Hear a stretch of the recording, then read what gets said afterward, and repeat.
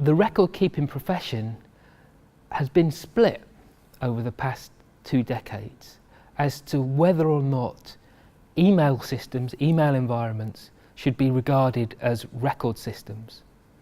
Some national archives have stated that emails should not be stored as records within the email environment, and have stated that in order for emails to be treated as records, they must be moved out of an email environment into a separate record system.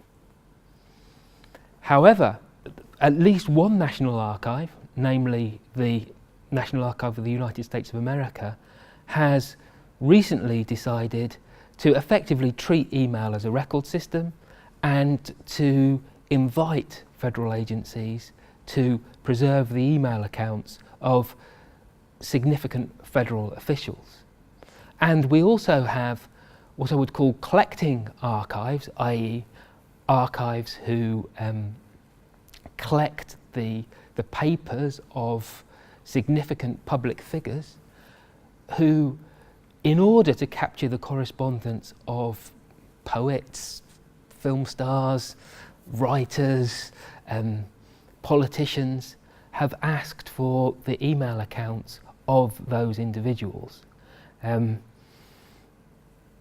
my personal view, what we have is 2 difficult options. So neither of those 2 approaches is easy, and there are pitfalls in both approaches. If you manage email within the email environment, you can take steps to ensure you capture all of the correspondence of a significant role holder. You're much less likely to have gaps in the correspondence record, and any researcher, whether they be an investigator, an auditor, or a historian, can see that correspondence within the context that the individual received that correspondence. They can see the patterns that the individual had, whether they sent a lot of email correspondence or very few, what their habitual style of corresponding was, and that can help them understand the responses that the individual is making. The disadvantages of managing email in an email environment arise from the nature of email communication. Email is an unmediated means of communication. When I send an email to another individual, I don't envisage anyone else seeing or touching that message before it reaches them. So therefore, if I have an informal relationship with that person, I might send informal emails. I might be less guarded about what I say. They might be less guarded about what they say to me than they would in a more formal or more mediated form of communication.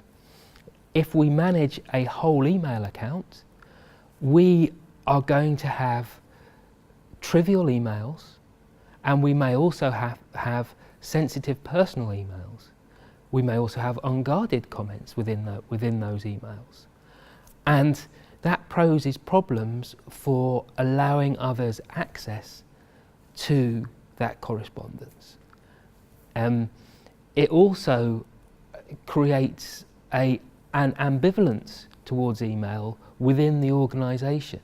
It creates a nervousness within the organisation because the organisation isn't quite sure what has been said within those email accounts, and may be nervous about such comments being requested and divulged under whatever form of access to information legislation applies to their organisation.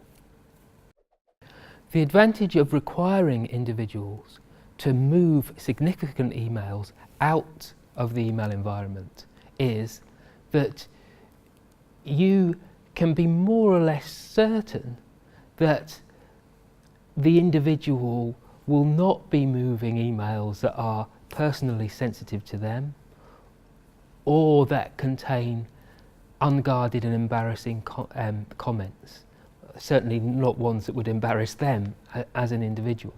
So you've got a very strong filter in place to filter out what you might call toxic emails. So it's a way of sanitizing email correspondence. However, that sanitizing comes at a price. And the price is that you will very likely get only a fraction of the correspondence that you would need to have a full record of the work of that individual. It depends on the volume, doesn't it? I've spoken to people who receive it's people in middle management in organisations who routinely receive so much email that they cannot read all their email, let alone reply to it. I spoke to one middle manager who says that he treats his email almost like Twitter, i.e. scrolling down through it and paying attention only to the most important.